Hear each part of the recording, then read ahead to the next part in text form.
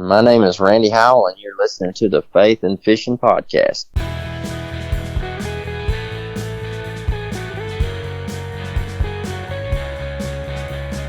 Welcome to the Faith and Fishing Podcast, where every episode I'll bring you an interview with a member of the fishing community, and they'll be sharing their faith stories and fishing memories with you. I'm your host, Cam Steele. Hey y'all, welcome back to the Faith and Fishing Podcast. I hope everyone is doing well. I'll be honest, I have not fished even a little since the last episode aired. I am itching, but at least I still get to talk fishing with all of y'all. Before we jump into this episode, as always, I have a few housekeeping things. First, in the show notes, there is a link that says all things Faith and Fishing. That has links to the merch store, all of my sponsors, including their promo codes, the link to the Faith and Fishing landing page at Quail Ridge Books, and Summer DeSalvo Photography. You heard me talk about her last week. She did a kayak fishing photo shoot with me a little while ago, and her work is awesome, so check her out. If you follow me on Instagram, you've already seen a few of her pictures. If you are listening to this on the day it comes out, remember a week from today, we'll have the second episode of Faith and Fishing Live over on Instagram. The live stream will be recorded and put out as a podcast episode, but if you want to participate and interact with me during the live stream, Tuesday, March 1st at 9 p.m. Eastern at Faith and Fishing Pod on Instagram, we'll be doing a live, so make sure you do not miss it. All right, we've got jig storage, spinning reels, and a study Bible to talk about before we get this episode's guest introduced, so let's go ahead, take a quick break, and jump right into Learn From My Mistake. Whether you're a Ned Rig vet or a finesse fishing noob like me, Jade's Jigs is your source for high-quality finesse jigs that raise the bar by being lead-free. Using a tin bismuth alloy not only makes Jade's Jigs eco-friendly, it also makes the jig lighter so you get the same profile with less weight for the fish to feel. Check out jadesjigs.com, that's JADESJIGS.com, to see their full lineup of jigs, styles, and colors. And since you're a Faith and Fishing listener, you can save 10% on your order by using promo code FNF10 at checkout. Get Outdoors Pedal and Paddle in Greensboro, North Carolina offers a wide range of products and services designed to help protect the environment and enhance the time people spend enjoying the outdoors. With an expansive year-round inventory of kayaks, SUPs, bikes, kayak fishing accessories, paddling clothing, biking accessories, and more, Get Outdoors has established itself as one of the top paddle sports and biking shops in the Southeast. They also offer a wide range of kayak safety and technique courses to get you comfortable in your new boat. They'll even get it rigged up for you. Stop by the shop in Greensboro, North Carolina, or check them out at shopgetoutdoors.com.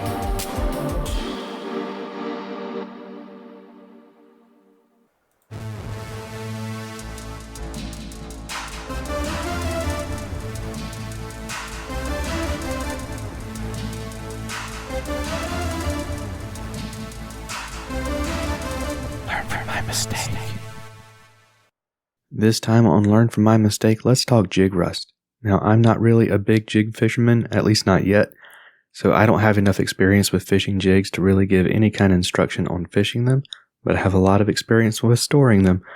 So what I typically do is I tie it on a jig during the day and fish it for about 15 minutes and then get frustrated and grab something else. Then the jig sits in the box for quite a while before it gets used. I used to have a lot of issues with the hooks on my jigs rusting. Turns out it's because I was leaving the trailer on and storing them wet. That plastic holds a lot of moisture, and since a lot of soft plastics have salt added to them, it ends up being a rust recipe. So there are a few things you can do to help with this. First, you can let your jig completely dry before you put it in your box. If I've cut mine off, a lot of times what I do now is I hang it on the Yak Attack cup holder to let it dry. Another thing you can do is take the trailer off of your jig. This really gets frustrating and wasteful for me, so I don't really do it that often. It's especially annoying when it's a Z-Man Elastec trailer. The thing that I did to help with the rust was I started keeping my jigs in a Busby Colony tackle box. Y'all have heard me talk about them before on a product spotlight back when I first started doing those. But that box has special additives in the plastic of the bins that prevent rust. So they are perfect for the job, and they haven't failed me yet. And I'll put a link in the show notes so that you can check them out for yourself. So keep those jig hooks sharp and strong and make sure they aren't rusting on you. Alright, we're going to take a quick break and then we'll come back and talk about my go-to spinning reel for bass fishing in the product spotlight. If you're looking for a photographer in and around the Raleigh, North Carolina area, the one I recommend you go with is Summer DeSalvo. Whether you're looking for family portraits, senior pictures, or business headshots, Summer's got your back. She's done family portraits for us and even a kayak photo shoot for me, and I have to say she's really fun to work with, goes above and beyond to get her shot, has a really fast turnaround time, and most importantly, takes amazing pictures. Check out her portfolio and pricing in the All Things Faith and Fishing link in the show notes, or go straight there at summerdesalvophotography.mypixiesite.com. That's summer, DISALVO photography.mypixieset.com. Savior Outdoors gives me confidence that no matter what happens, what I take on the water is coming back home with me. With retrieval devices for fishing rods, bow fishing bows, action cams, and even one that can be attached to your other gear, they've got your whole arsenal covered. When one of these devices goes in a drink, it releases a float attached to your gear by 60 feet of line so you can get it back, and the pressure-sensitive filter means that you don't have to worry about rain or dips in the water while landing a fish. At SaviorOutdoors.com, that's SAVUR Outdoors.com, you can use promo code FNFP15 to save 15% and try them for yourself.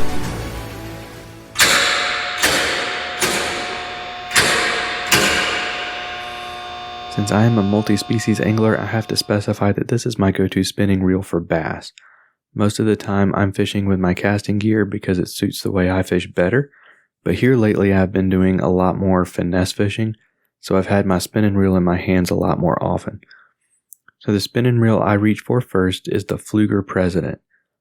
I'm not 100% sure if mine is the 20, the 25, or the 30 size. I'm pretty sure it's the 25. But whatever size it is, it's the perfect one for me.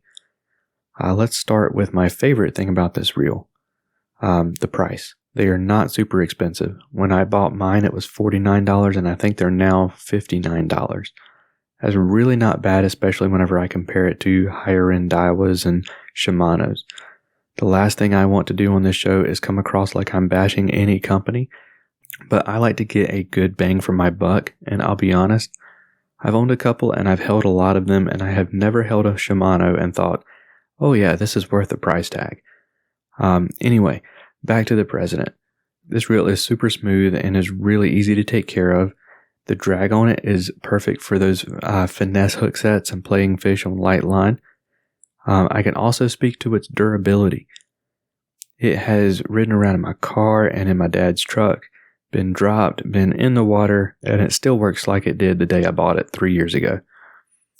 Alright, so that is the Pflueger President. Now let's jump into What You're Reading. What You Reading, presented by Quail Ridge Books, Raleigh, North Carolina's trusted community bookstore. This time on What You're Reading, we're talking about one of my favorite Bibles, but before we do that, a quick word from Quail Ridge Books. Quail Ridge Books has a huge selection and an extremely knowledgeable staff, and I'm not just tooting my own horn when I say that because I'm part of that staff. I say that because we all have our own areas where we are well read and make great recommendations.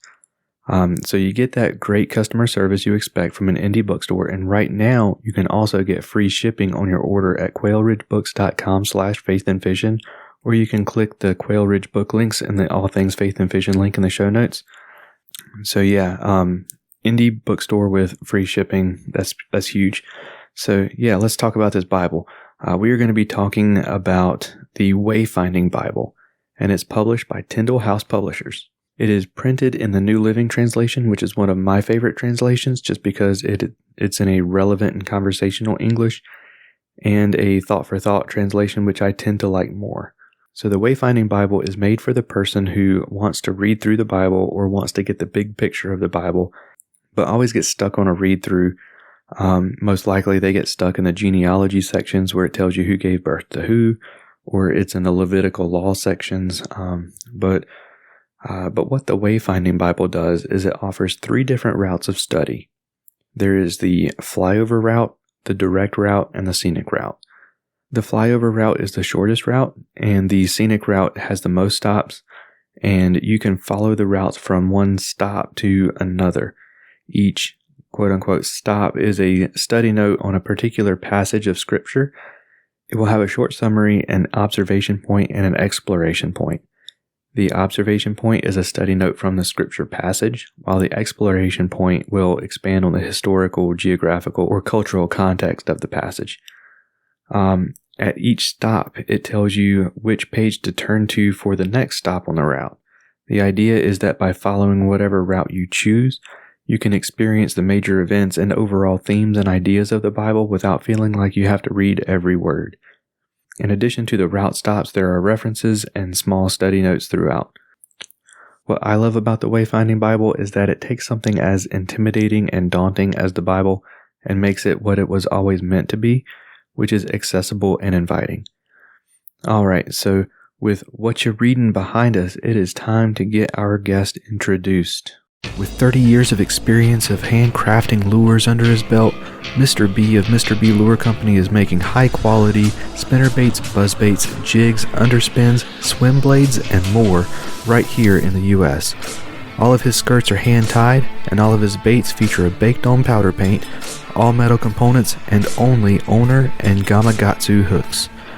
All of his baits come in a variety of colors, and if you purchase a bait in the Battle Shad color, 30% of the proceeds go to the Wounded Warrior Project.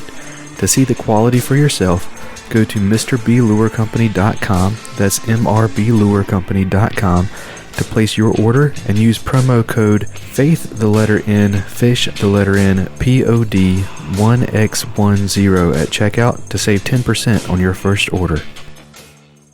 So most of you have heard by now through social media or through the podcast that I am going to be helping the Central Carolina Kayak Fishing Tournament Trail out this season and hopefully beyond as the chaplain for the series. This episode we talk about the trail, the position of chaplain, robotics, and of course fishing and faith stories with the director of CCKF, Mr. Mitch Lassiter. Mitch, man, welcome to the show. Thank you very much. Glad to be here. Absolutely. So to get us started off, kind of give us the introduction to who Mitch Lassiter is.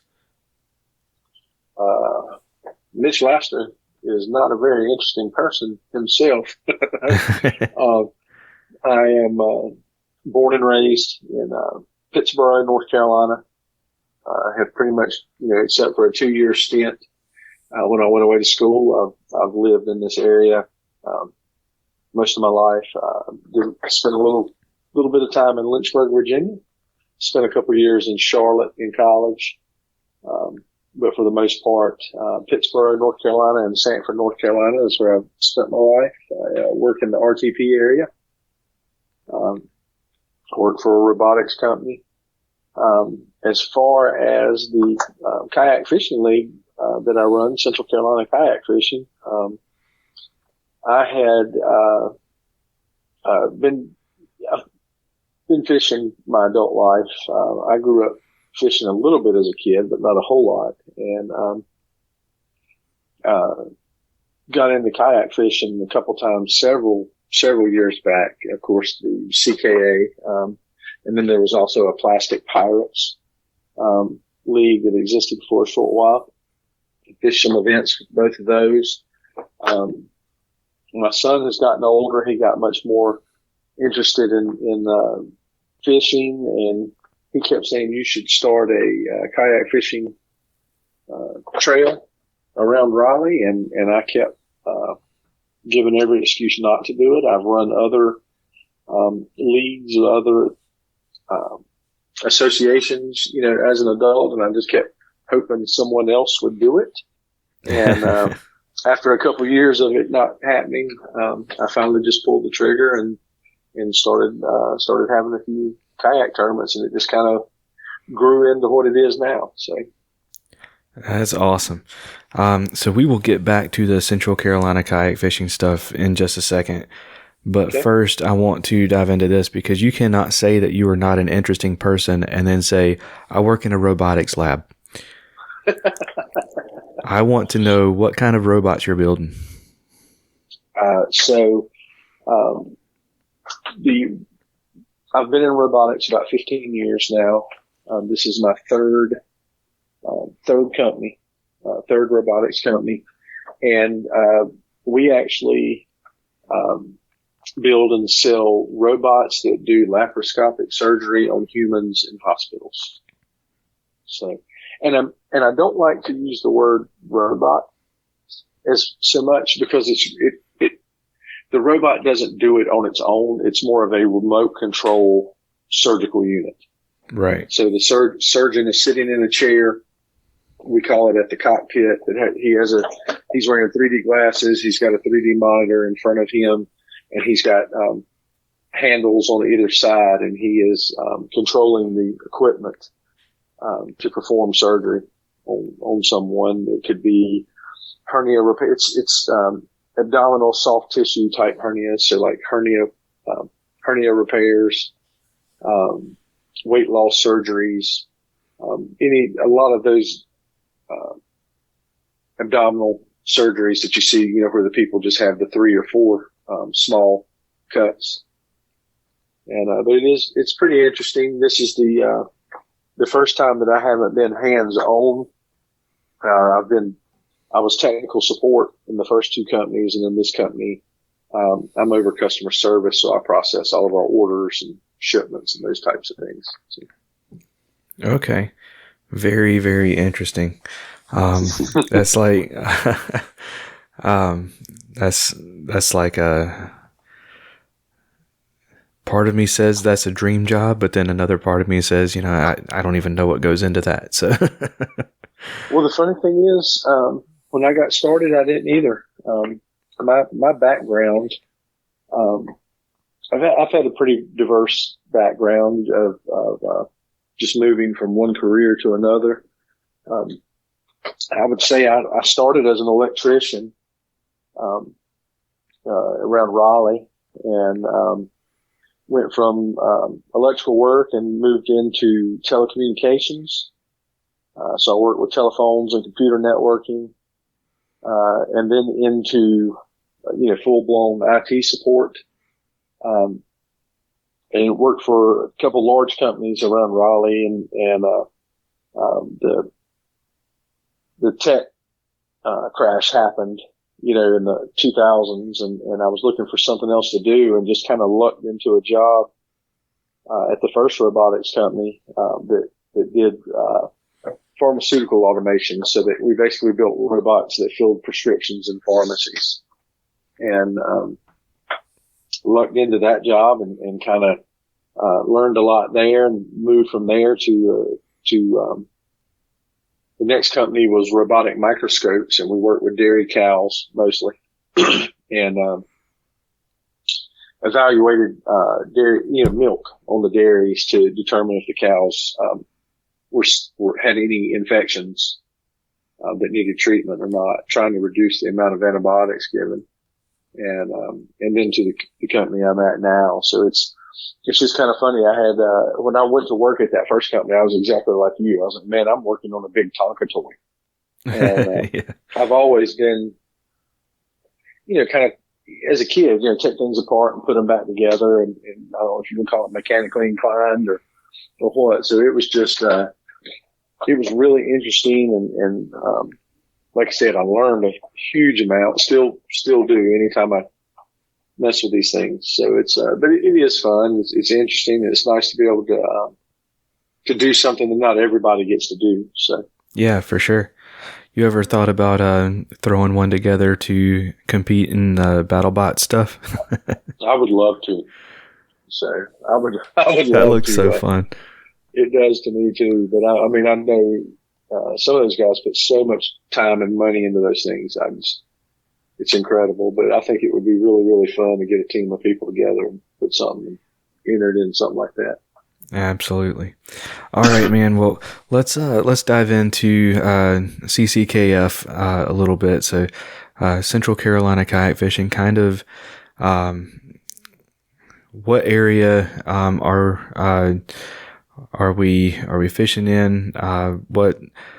What is this season looking like for CCKF? Okay, so as CCKF is Central Carolina Kayak Fishing. Growing up in Sanford, I'm very used to hearing the term Central Carolina, Central Carolina Community College, Central Carolina Hospital, everything we have. But I've also come to learn that there's places over in the Triad that consider themselves Central North Carolina. So when I thought it was pretty self-evident, I realized it wasn't so much. So we're more based in the Raleigh area. It's what I like to say, the Triangle. We call ourselves the Triangles Tournament Trail. And we focus on Falls Lake, Harris Lake, Jordan Lake. Those are our three big lakes. And then we venture out, a little bit from there, but those are our core lakes. So, the goal was to, as I was getting back into kayak fishing, the one thing I had come to realize, CKA, I've always said, seems to be like a Greensboro Triad area based trail. They have the Gate City Classic. A lot of their things center around Greensboro area. Although they are more and more, over towards the Raleigh area now. And then, of course, you've got Queen City, which is Charlotte based. So I felt like there wasn't a whole lot for Raleigh area anglers. And in talking to some guys that I had met on the lakes, I asked them, do you fish tournaments? And, well, I don't want to travel that far. It seems like it's, it's an investment to fish a lot of them. So, as we started, what we looked to do was to provide something that was local, not so much travel, little lower price point to enter the tournaments, and then hopefully appeal to people that had not done kayak tournaments in the past. So. Well, I can say it does because I'm one of them. This year's going to be my first year participating in in-person tournaments. I'm not going to be able to fish many of the tournaments, but I am going to fish a few for sure. It's local to me. I mean, I looked at CKA because they're sponsored by one of my sponsors, Get Outdoors Pedal and Paddle over there in Greensboro, and I really love those guys, so I was gonna see if what I could do to join in, and it's just I think the closest one this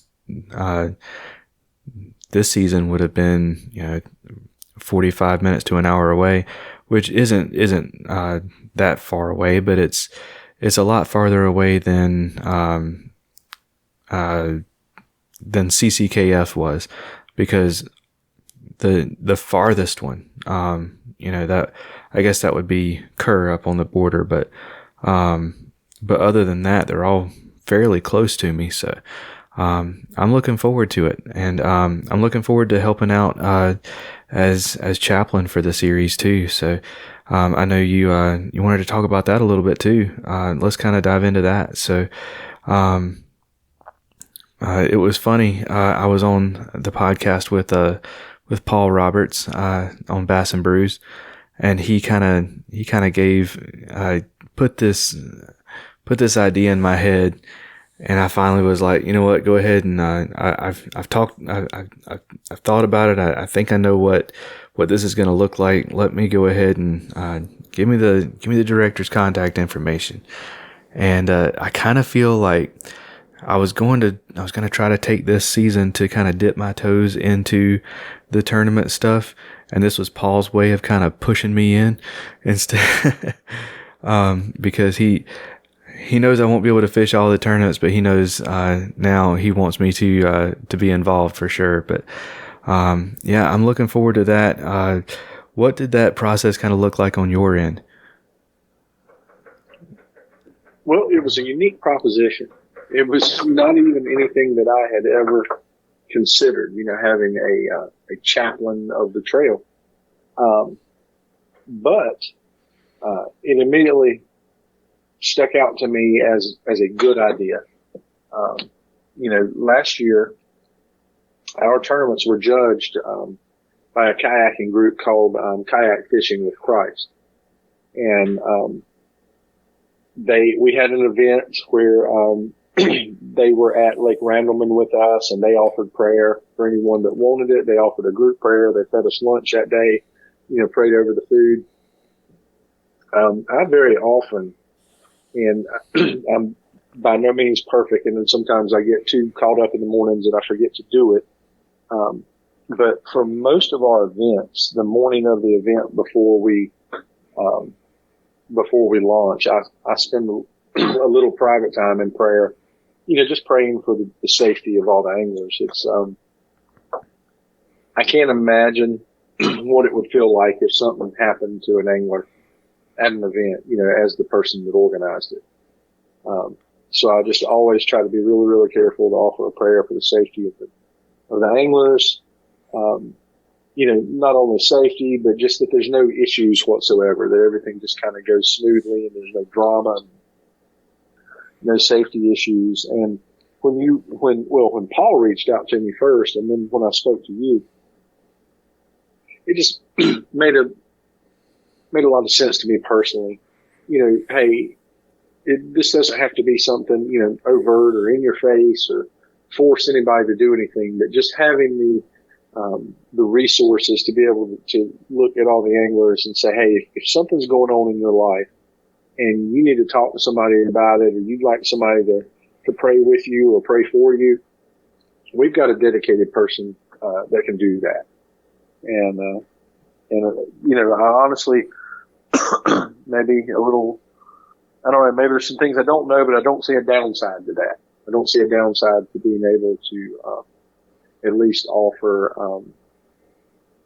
a caring ear or shoulder or whatever's needed, to someone that might need it. Absolutely. So, yeah. And I will say this, as far as CCKF, it was funny when you reached out to me, because the thing I thought about, we've got at least 3 pastors that fish our trail. And like, wow, the fact that we already have 3 pastors, but it never dawned on me, to do something like that. I don't know why that just kind of shocked me. Like, why didn't I think to do this before? Right. But on the other hand, I know that these guys are also pretty busy. I didn't have the idea to do it. And I'm sure that, not only yourself, but I guess what I'm trying to say is we have several spiritual resources within the trail that we could put people in touch with. If they desired it, needed it. Like I said, I'm not going to go to anybody and say, I think you need this. But if someone were to come to me, I feel very confident now. I've got 4 guys that I know that are very, very strong in their faith and very involved in this, that I could refer people to. And Absolutely. now that your name and number are published out there, I just feel like it's a good to have. Absolutely. My goal is just to be approachable, to be available. I mean, a lot of times people get to the point where they know they need to talk to somebody, but they don't know who to reach out to. And, sometimes it's just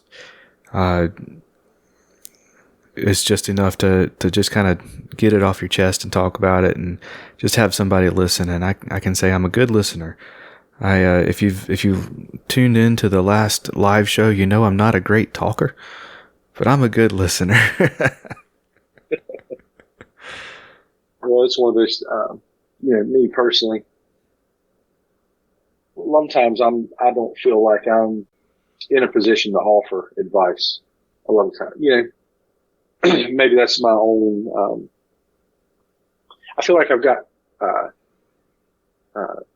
too many things going on in my own life to tell somebody else how to live their life. But the one thing that I will do, without question, and without hesitation, is pray for someone. And often do, even without that person's knowledge. Too many times in life, I think someone said, you get these Facebook things and something's happened and you get all these people saying, hey, you'll be in our prayers. I don't think, in my personal train of thought, I don't know if people take that seriously enough or not. To me, it's serious enough that if I say I'm going to keep you in my prayers, if I'm posting that on someone's Facebook post, I've stopped what I'm doing right then and already offered up that prayer before I say I'm going to keep you in my prayers. Absolutely. I know myself well enough to know that if I don't do it right then and there, there's a solid chance that I am not going to write it down and I am not going to offer that prayer. So I've got to, I do it right then and there because I'm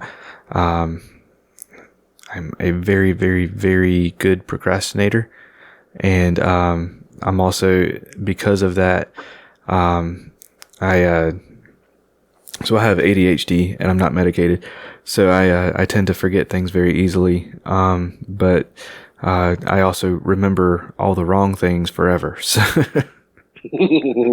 we're in the same boat. I'm definitely, ADD. I think when I'm very good, in my career, I'm very good,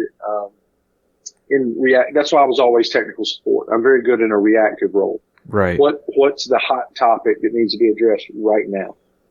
And I'm good with that until the next hot topic comes along. And I developed coping strategies throughout my life, when I was a kid, ADHD, it was Ritalin and it was a very negative connotation. Now it's a little more, I think they understand it, at least they understand that people suffer from it. And, but yeah, I'm definitely undiagnosed and, I'm not actually undiagnosed anymore. I did get some medication not long ago, but I didn't stay on it very long. And it wasn't the Ritalin. It wasn't one of the stimulant medications. It was actually, a different type of medication, but, I took it for a little while, and actually the only reason I quit taking it was the cost of the medicine was so high. So, Yeah, for sure. All right, man. Well, let's kind of we've talked about your faith a little bit, but let's find out what your faith story is. How was it that you came to believe what it is that you believe? Well, I think mine starts with the same as a lot of people, especially in the South, do. But I was raised in the church. My parents were good, strong Christians, and the older I got, the more I realized how much faith they had. My life, even before I was conceived, I was born out of faith, or conceived out of faith, if you want to say it that way. So, 1969, I had a brother that was killed in a car accident in Moore County, North Carolina. He was a senior in high school. He was 18, and he had a single car accident that took his life. And so my parents had a really, I'm not going to say what kind of time they had because I wasn't there. I didn't go through it, but they had something to deal with there. So he was killed in March of 1969, or late February 1969. I was born in April of 70. As a way for my parents to cope with his death. My mother actually was later on in life at that point. She was in her early 40s and took fertility drugs to try to have a child, and they luckily were able to conceive very quickly. but like I said, it was part of their coping.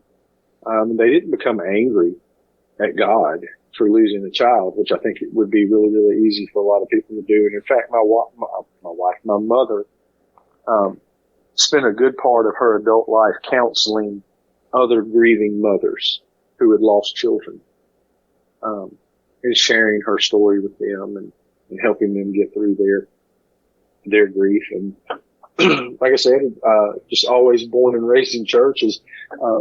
My father was a small businessman, owned some, he and his brothers had grocery store franchises. And, they moved from Moore County to Pittsburgh. And my sister was really, really young, and my parents were new in town. And they had she was up at the beauty shop one day, and they all gossiped at the beauty shop. And they said, anyway, she was telling them how my father kept money behind the picture in the living room. And so you can imagine that here's a new businessman that's come to town, and he's got this little tiny grocery store, and his daughter's saying he's got money behind the picture, and they all thought there was a safe in the wall. But what it was, when my parents got paid, they would always take their tithes, and they would separate their tithes from the rest of their money, and they would put it behind a picture frame. There was no safe. It was just the picture frame itself. And they would put the money behind the picture frame hanging in the living room to hold that money aside to tithe at church. And, yeah, I mean, that's just kind of the parents I had. I can remember growing up, and people would ring me. I remember one night we were sitting at the dinner table, and the doorbell rang over at what we called the back door, the carport. And my father got up from the table and went, and then there was a man standing there. My father walked outside, and they spoke a while, and my father took out his wallet and counted out some money and gave it to that man, and the man turned and left and came back in, and I was asking my dad, I said, Daddy, who was that? And he said it was just a man that was having a little bit of trouble and wanted to borrow some money. And, I said, Daddy, what if he never gives you that money back? And my father taught me a lesson right then. He said, you never loan anyone money expecting to get it back. So that's just kind of the parents that I grew up with. I was a little more influenced. Getting older, I went through some trials, I guess we'll say, around the time I was, I guess it starts when I was about 7. I was actually riding a bicycle, down at, Topsail Island, North Carolina, in a campground. And, there was a truck coming. It was a dirt, the grass was gone, and you just ride on dirt, and there was soft dirt on the side. I went to pull my bike over off the little path as the truck was coming by, and I got stuck in that soft sand. My bike fell over, and I actually fell under the truck, and the rear tire of the truck was, up on my head. Picture a wheel chock, and the pointy part of the wheel chock is your nose. And the truck my head was wedged between the ground and the truck tire. Something told the driver to stop. He didn't know I was under there, and he hit the brakes and looked, and he could see my bike and my legs and all that sticking out. And, got rushed to the hospital and had a broken collarbone and a ruptured eardrum. But other than that, I literally did get up and walk away from it. And even the doctors they were like, if that truck had gone another inch, you might not be here. Wow. When I was 12 or 13, I came home from school with what we thought was the stomach flu. And, was really, really sick, for the weekend. Sunday night or early Monday morning in the middle of the night, I had excruciating abdominal pain, and my mother was sitting on my bed with me, and all of a sudden the pain was just gone. 100% just gone. And I was able to fall asleep and get some rest. She called our local, healthcare provider that morning and told him. He gave her a little, diagnostic test to do on me. And as soon as she did it, he said, get him in the car and get him to the hospital. And, they gave him a choice of which hospital to go to. He called ahead, and when, he said, I had a ruptured appendix, basically. And the gangrene, when the pain went away is when the appendix ruptured. And when the pressure goes away, the pain stops. Right. But when it ruptures, gangrene starts going in your system. So I had been, 6 to 8 hours already exposed with gangrene in my system. So they got me to the hospital, went into emergency surgery.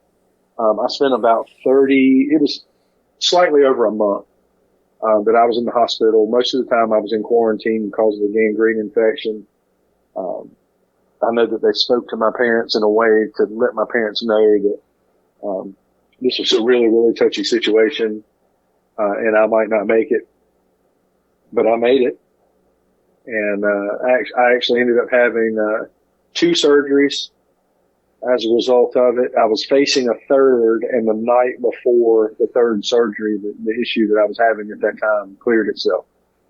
So I was really, really sick, and really, really close to leaving this earth. And I've had several other situations like that, things that have happened to me. And I know everybody has things that happen to them. They said, "Oh, I should have died." But 3 distinct times, I've had doctors telling my parents that I may not make it, but I've made it. And because of that, I felt like there's a calling on my life somewhere to do something. And at my age now, I'm almost scared that I might miss it. If that makes sense. I think we all have callings placed on our lives. And I don't know that everyone always knows what that calling is, but that doesn't mean they don't achieve it. Maybe what I'm here for, I've already done and I don't know it.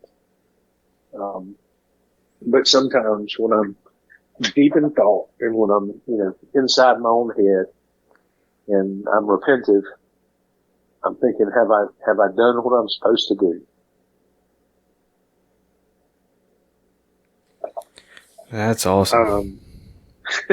Hope so. I hope I've done what I'm supposed to do.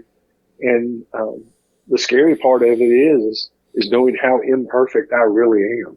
I'm not a person that shares my faith openly in a way of reaching. One of the most influential things that happened in my life is I worked for one of those large companies in RTP, and we were all getting laid off. The company actually is gone now. It was Northern Telecom, Nortel Networks, and we all had a 6-month notice that the jobs that we were in at that time were going away. And one of the guys had found another job. They gave us, as an employer, it was pretty good. They gave us an hour every day to look for jobs and send out resumes. So out of our 8-hour workday, they gave us 1 hour every day to look for a job. And, which I thought was a neat benefit. Absolutely. But one of the guys had found a job, and he was going around saying his goodbyes, and he came over and he was talking to me, and he said, and then he said something about me being a man of God. And I think a lot of people would take that as a compliment. And I think you should. If someone says that to you and they recognize that in you, or they think that about you, I think that's a compliment. But I didn't take it that way. At least I might have at first, but then as I reflected on it, I didn't, because I thought to myself, how does he know I'm a man of God? He only knows I'm a man of God because I knew he was a man of God. And then I became comfortable to speak with him in that manner. But I've never been comfortable to walk up to a stranger and just say things to a stranger. Or maybe it's not even a stranger. Maybe it's a coworker that I've worked with for a while. And you like to think that your words and actions would speak for themselves and they would know it. But I think that's where we all fall short sometimes, because we get caught up in the world and get caught up in too many other things that take our focus away from God. And so I've just never, if somebody's at work, I just can't walk up to them and just start witnessing to them. I think some people really have that. That's a gift that they have, and I always pray for, and the word is escaping me right now for some reason. It's almost embarrassing. The word escapes me, but I've always prayed for that boldness is what I'm looking for. I've always said, give me the boldness to share that with someone that I don't know, to be vulnerable and to open up But I always have these doubts in my mind. I always have these doubts that I'm not well educated enough or well studied enough to answer all of their questions.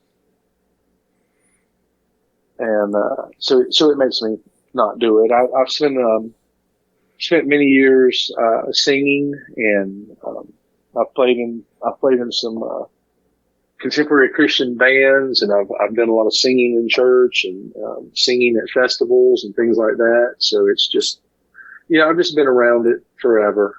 I tell people sometimes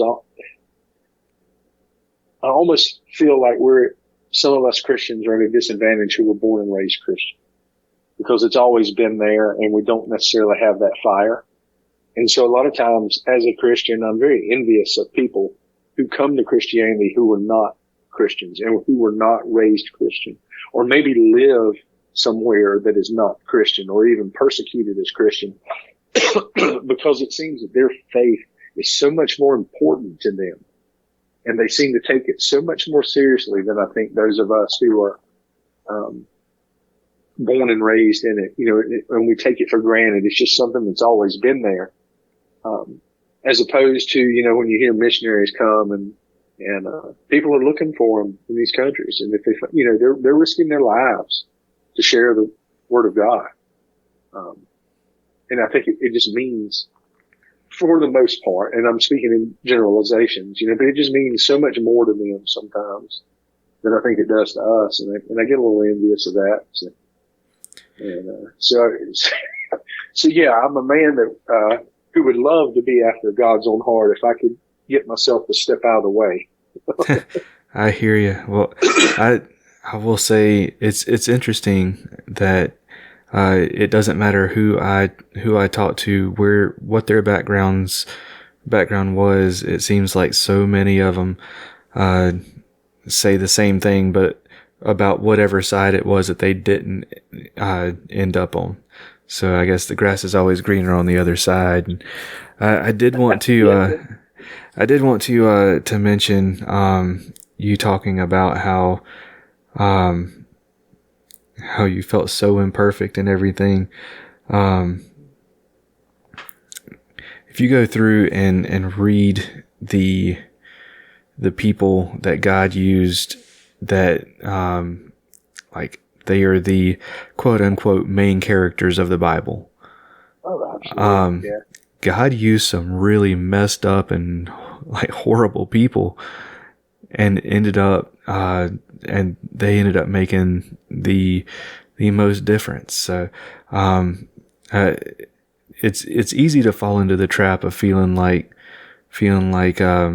because you're not this, you're not doing something right, or you're doing something wrong, or you're one of the tools that gets used against us, right? Right, absolutely. But I mean, the like I said, the main characters of the Bible they're uneducated, they're murderers, prostitutes, tax collectors. All of these people, they are the ones that ended up making the difference, and the ones that were meant to lead the church ended up in a lot of the stories being the bad guys. So just wanted to encourage you and anyone listening that if they feel unworthy, that's because you are, but God's going to use you anyway. Well, I'll tell you this.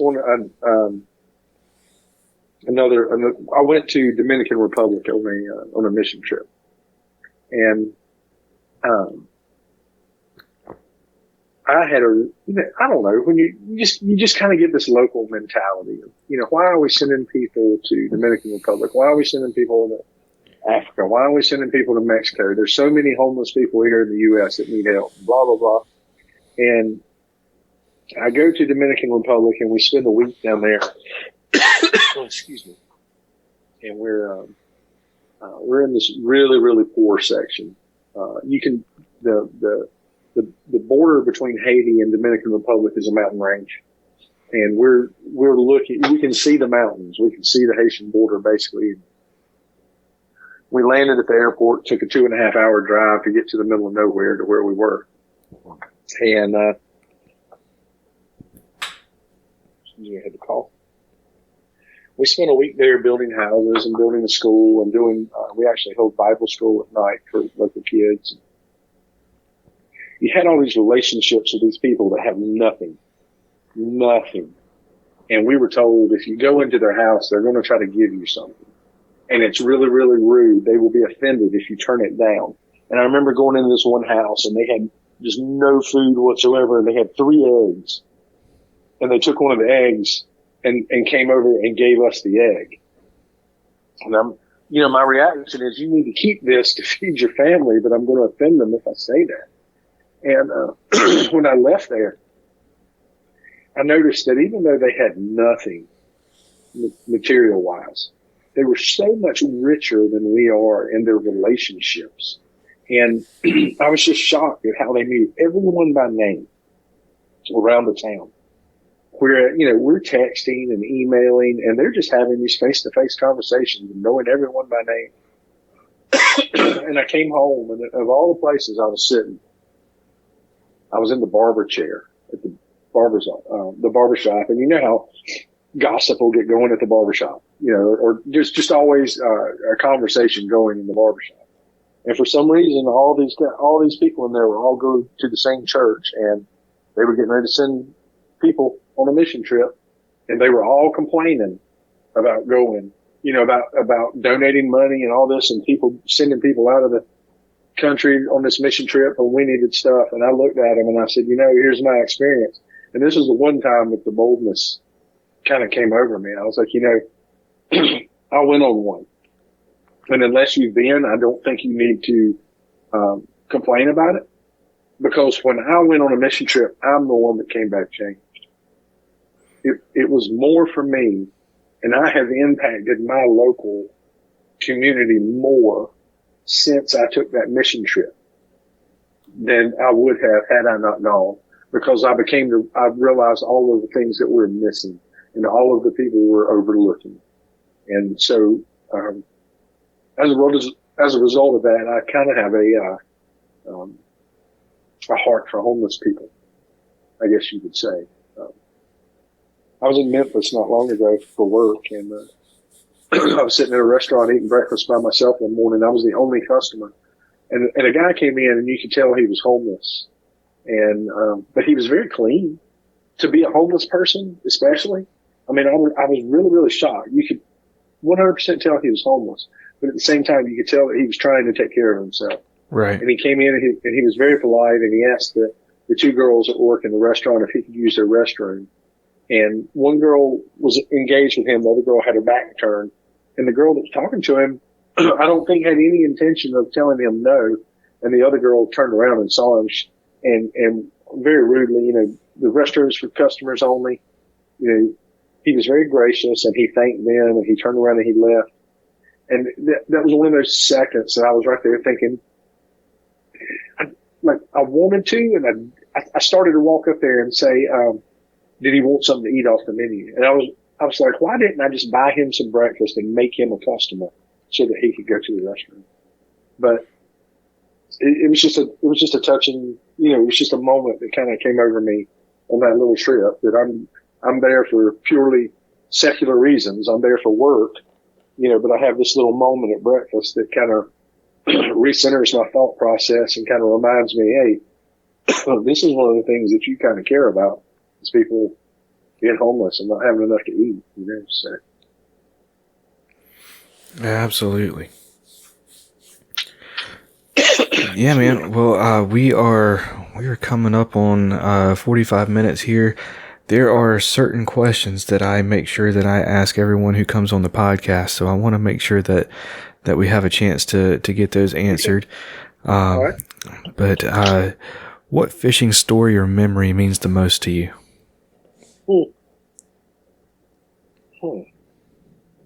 So when I think about fishing, there's a couple things. There's a couple that come to mind. One, like I said, I was born later in my parents' life. My father was not an outdoorsman. He was taking care of his business. He was a good father. He just was not an outdoorsman. So there was a gentleman in Pittsburgh, Milton Seymour, and I always referred to him as Uncle Milton. And I remember him taking me fishing as a kid with cane poles, sitting on the dam of a pond with crickets and worms. And Milton would never get the fish because I was pulling the brim out that fast. By the time he would bait my hook and I would drop it in the water, he didn't even have time to bait his hook. I'm pulling the fish out. And it was just a great memory of a man investing his time into a child that wasn't, flesh and blood of his. And I have to believe he did that with other boys around the town. Now that's not to say I never fished with my dad. I can remember us being, at Topsail Island, and one of our, we had a mobile home at Topsail Island, and we had some friends that had one right behind us. And they had gone over to the beach, and they came back running as fast as they could, yelling, grab your poles, the blues are running. And we took silver jigging spoons and went over and threw into the surf. And it was like every time you cast, you brought in a bluefish. And, there weren't limits at that time. I mean, we just filled up 5-gallon buckets full of blues just in no time. But I can remember, me and my dad had so much fun doing that day, and I don't think I'll forget that. That's really the one memory I have of my dad. And I've got a son and a daughter, both of whom, our first house, we had a pond there. So both of my kids, it was in the neighborhood, not on our land, but, both of my kids, I was able to spend time out there with them, catching brim and stuff in those ponds. I'll never forget my daughter. She must have baited her own hook. I don't know what happened, but I hadn't even got my stuff ready. And I turned around and looked, and she's holding a fish out to me. And, she was no more than 5 or 6 years old. And it was dangling on her rod. And of course, my son, fishes with me all the time. If you go to our website, Central Carolina Kayak Fishing, the background picture of the website is actually my son in a kayak at sunset out on Harris Lake. So okay.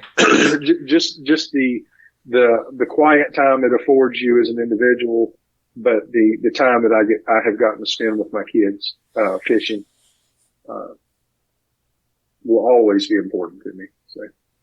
Absolutely. And it's amazing how much of a difference in somebody's life those times, like taking somebody fishing, or just being a mentor in some way. I have people in my life who have been that for me for fishing, but I've also people who kind of took me under their wing and taught me how to run a sound system at church, or taught me how to stay in the pocket whenever I'm playing bass, or different things like that, those relationships mean just as much to me as family does. So, those kind of mentor roles are super, super important. Whenever you're out fishing with somebody, what are you typically talking about? What's that conversation centered around usually? Oh man, what don't we talk about?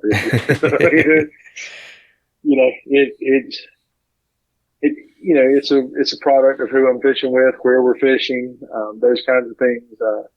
Fishing does tend to be the number one subject, seems like.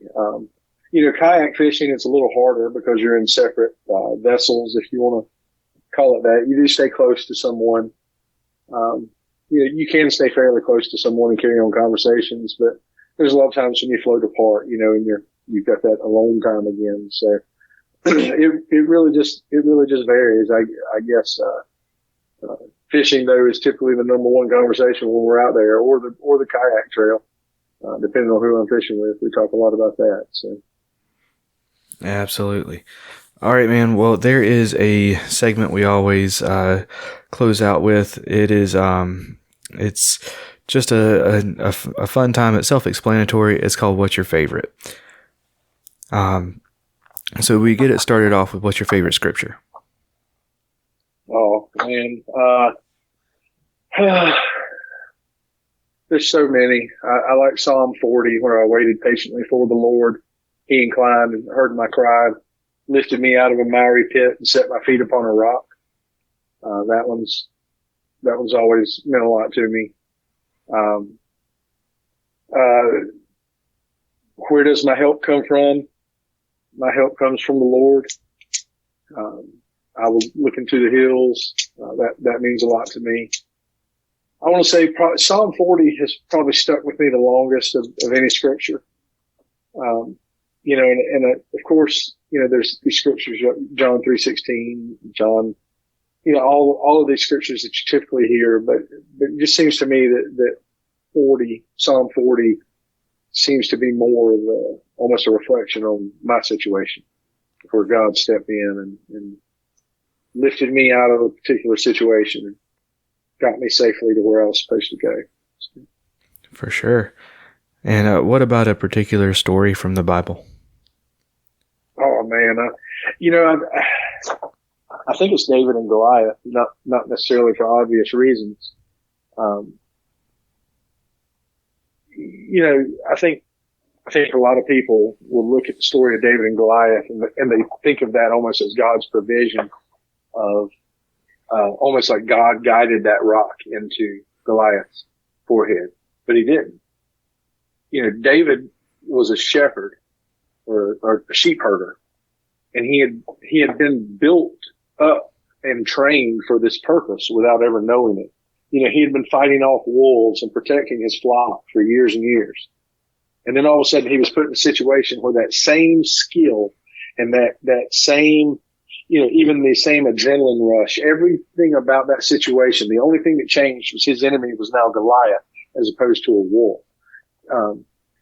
God put someone in that position to fight Goliath that had the right skill set to accomplish a task. And I think that applies to us because we go through trials and we go through situations and we get trained in these things. We get prepared in these things in our lives that God intends to use in a much bigger way in a later time. And so I think that story has always meant a lot to me as I look at why am I going through this now? And then years later, I think, if I hadn't gone through that before, I wouldn't have been prepared for what just happened. So. Absolutely. That's awesome. That's powerful. Every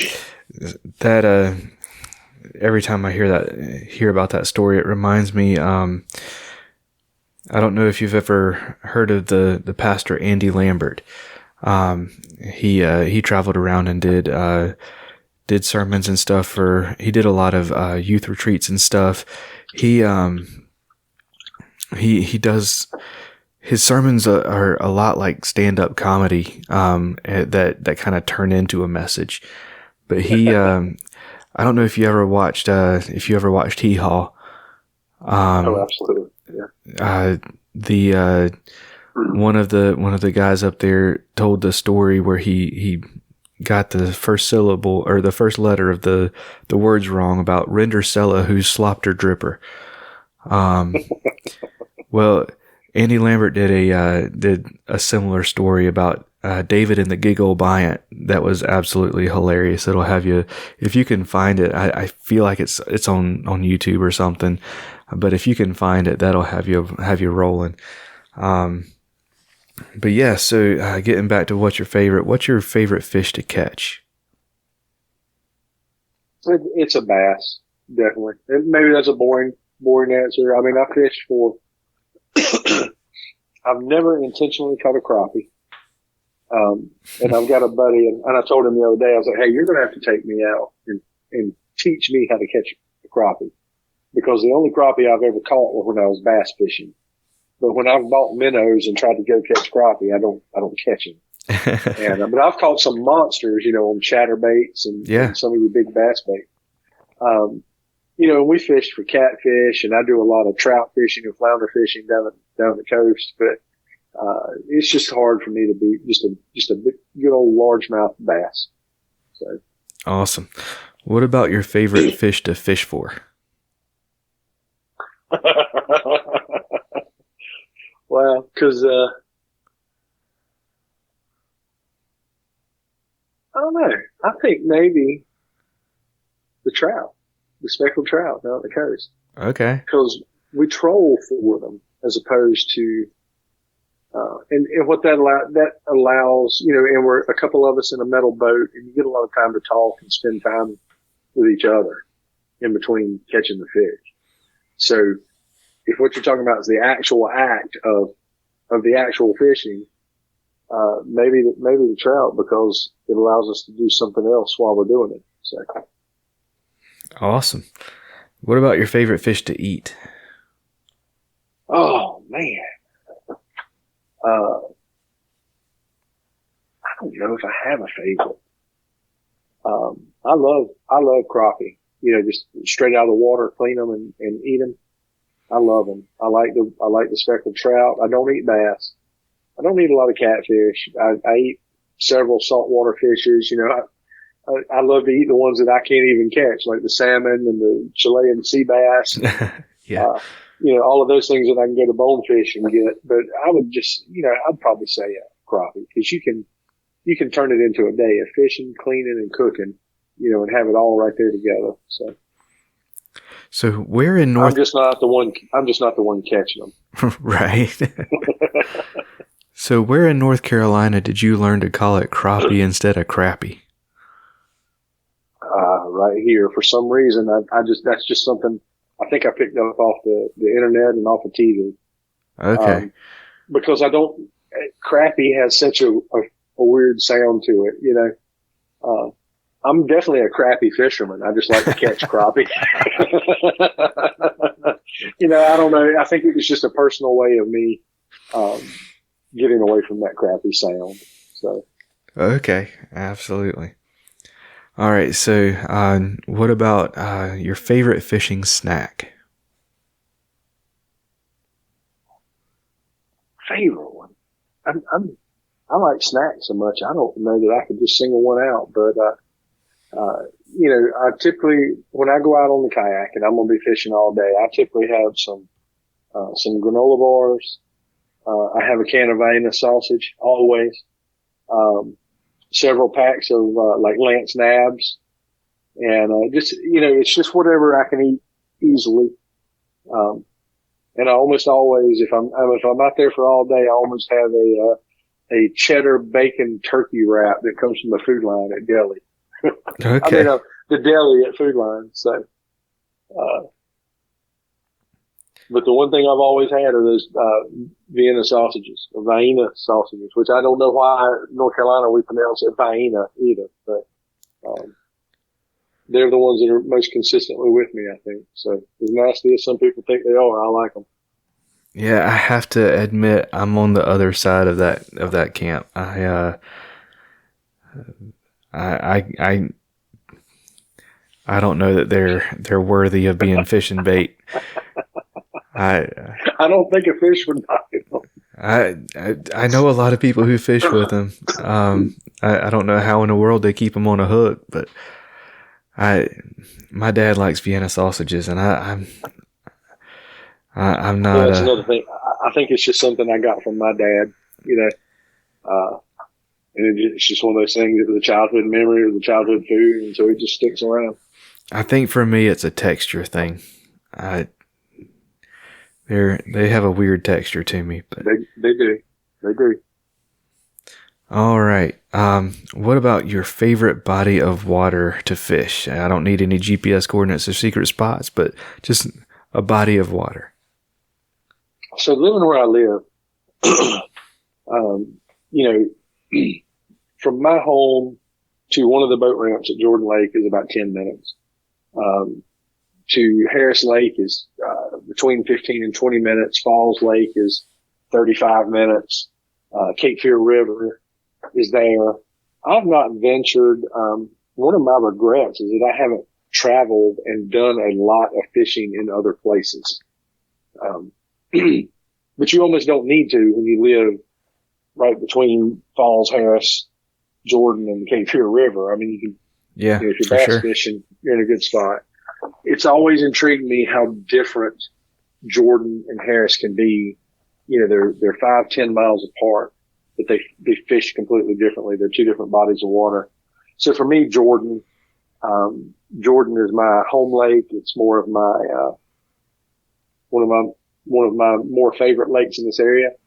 However, I like to go to Burlington and get on Lake McIntosh, and I've had a lot of good fishing at Lake McIntosh the past 2 years. Most of my best fish have come out of McIntosh.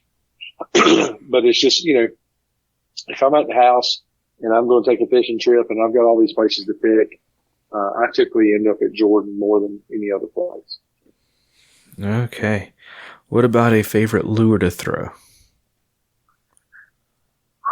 Okay. See, now I don't know if I need to tell the truth or not. I've always been a spinnerbait guy. Spinnerbait has always been a confidence bait for me. But I'm also a Senko guy. So I've always got those two tied on. So it's a toss up between those two, but also I love some top water. So give me a pop R or a buzz bait as well. Depending on time of year and conditions, it's going to be one of those four. So. Okay. Last but not least, what's your favorite time of year to fish? Spring. Spring, it's funny with me because I don't know if it's my ADD or what. But by the end of the fall, I'm burned out on fishing. And so, I'm kind of, switch over into hunting, and I don't hunt that long. Relatively speaking, you hunt 2 months and you fish 10 months in this area. But after the winter, so like right now I'm in that hunting mode still, even though hunting season's technically over. And then spring, I start getting ramped back up and I start getting excited again. So come around, you start talking around, late February, March, early April. That's really when I love to fish the most, because nature's coming back, the trees are sprouting again. I mean, it's stereotypical, but it's just everything's coming back, and I almost feel like my spirit is coming back and I'm getting excited about fishing. So. Awesome. All right, man. Well, we are going to start wrapping things up. What do you have coming up for you? What's coming up for CCKF? What's the near future hold? All right. Well, we just switched over to the Fishing Chaos app this year. So that's a big change for us, and everybody's got to get used to that. We've got a month-long February tournament that's going on right now that you can still enter. You can enter it up until Valentine's Day. It's just your best 5 fish across the month. Everybody kind of knows how the monthlies work. February 26th, we have our first in-person tournament. It will be at Jordan Lake. It's a non-points event, so it doesn't count towards our Angler of the Year. But it's just a chance for everybody to get together, knock the cobwebs off, get used to get used to Fishing Chaos, and kind of get warmed up for the start of the year. Our regular season starts March 12th at Harris. Then we go April 9th to Falls. April 23rd is another non-points event, but we're going to North Wilkesboro to W. Carr Scott. Went there with CKA last year and I liked it.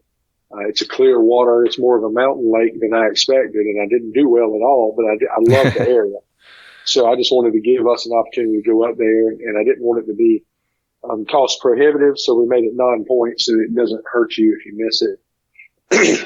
And then we go back to Jordan. This year we have a Raleigh Rumble, which is the first time we've done this, where you can, we have 5 lakes: Lake Raleigh, Lake Johnson, Lake Wheeler, Lake Crabtree, and Bond Lake in Cary. You can fish any one of those for what we call the Raleigh Rumble. And then we go back to Harris. We go to McIntosh. We have a big event in September that's, you can double dip with, Queen City. So Queen City was going to come to Jordan, and we were trying to schedule a tournament in about that same time. Both clubs needed to get a tournament in, by that weekend. So what we said was, I was going to go to Falls and they were going to go to Jordan, but what we said is you could fish either lake, and then that way you could actually fish both tournaments and double dip. So that was going to be exciting. And then we finish up our season at Baden Lake. Probably the most exciting thing for CCKF this year, and it's also new for CKA and Queen City, is that all three of the kayak trails are feeder trails for the North Carolina BASS state qualifier. So if anybody has any dreams of qualifying and fishing in the Kayak Bassmaster Classic, you could start with us. You could start with CKA or you could start with Queen City. And we've actually got all three schedules worked out. You can fish all three trails. But the reason that September 10th tournament was so important is we had to get in one more points event prior to the NC BASS qualifier. So you can fish our Angler of the Year points, and at the end of the September 10th tournament, our top 25 are then qualified to go on to the state qualifier as along with the top 25 from CKA and the top 25 from Queen City. So we're hoping to put 75 anglers on the water at High Rock Lake in later on in September, and the top 10% of finishers from there then qualify for the national event that will be in. They just announced Knoxville, Tennessee, at the 2023 Bassmaster Classic. So looking forward to that. We think that's going to help build up the participation in our trail. And it'll just be fun to see how it all plays out. So. Absolutely.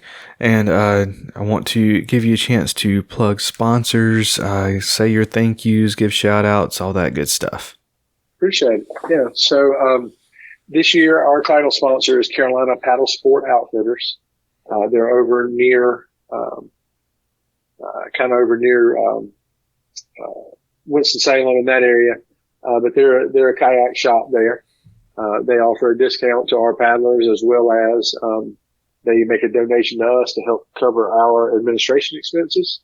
And then anything that we have left over, we pay out to either Angler of the Year or our Tournament of Champions tournaments. Any money we take in that we don't spend, we end up trying to pay it out. Also, we have Carolina Bass Co., a Wake Forest area, North Raleigh area, online bait and tackle supplier. They make some of their own baits, and they also distribute some to others. Definitely check them out online. We have another local sponsor, Carolina Waters, who is a performance and sportswear. They make the shirts, and they make the performance shirts. They make regular t-shirts. They've got hats. They've got face buffs. So just a lifestyle brand, founded by a couple guys that I've known for a while. And they seem to be doing pretty good, and we really appreciate their sponsorship.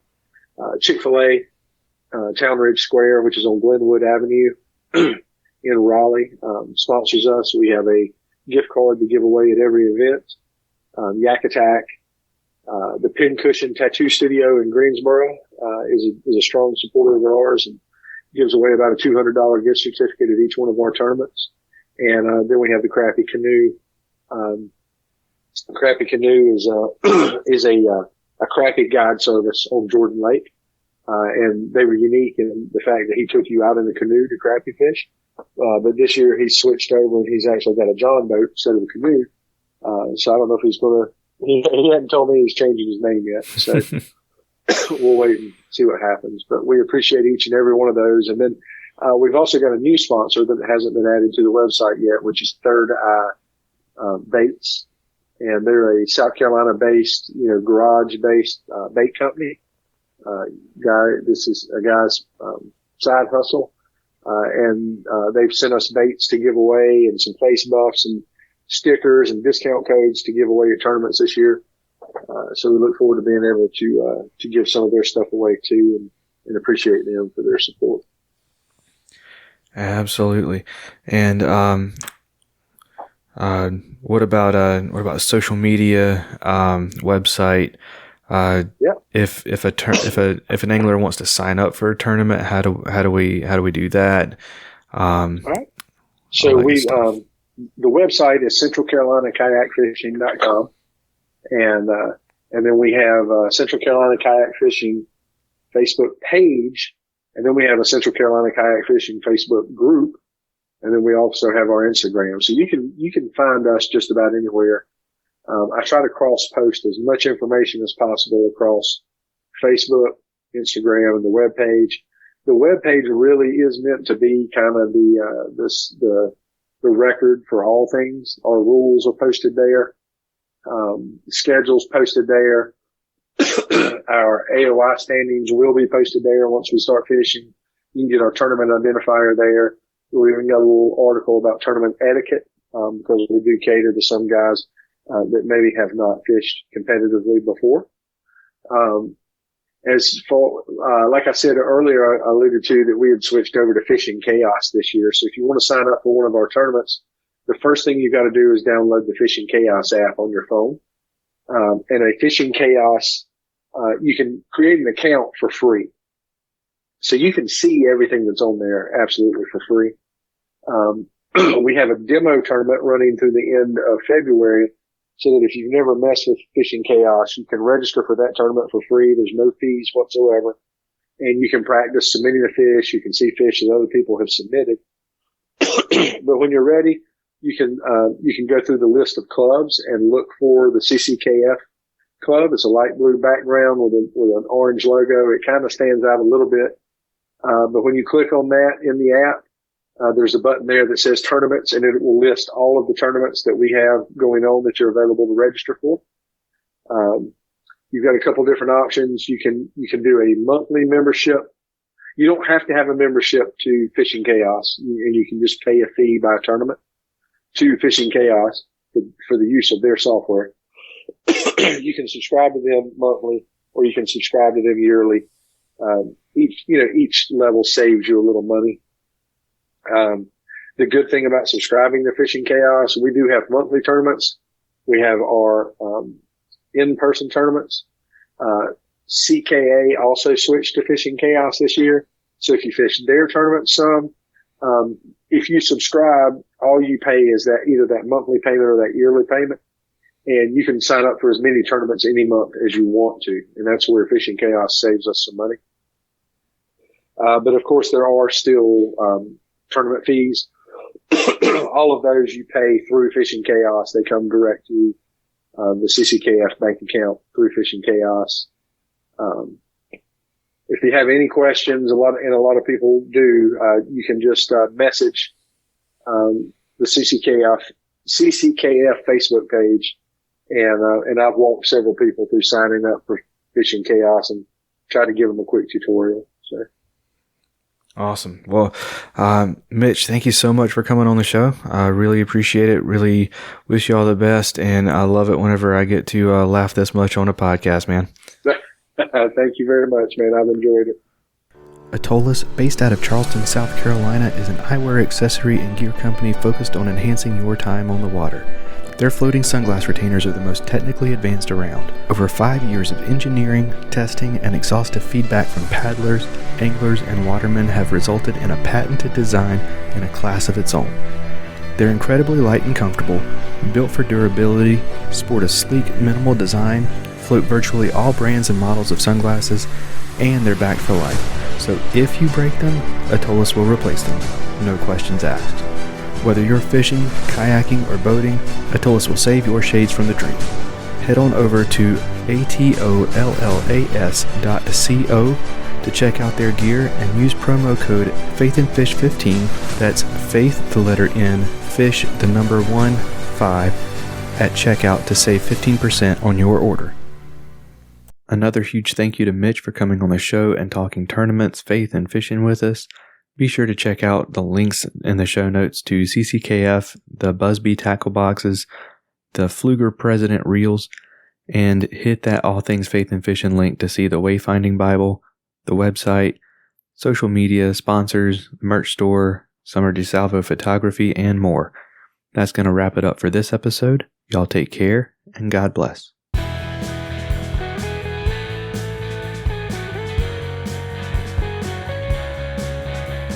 Thank you for listening to the Faith and Fishing podcast. Faith and Fishing is produced and hosted by me, Cam Steele, and is sponsored by Jade's Jigs, Get Outdoors Pedal and Paddle, Save Your Outdoors, Atollas, and Mr. B Lure Company. Be sure to give us a rating and a review and to subscribe wherever you listen to podcasts. That's going to do it for this episode. Y'all take care and God bless.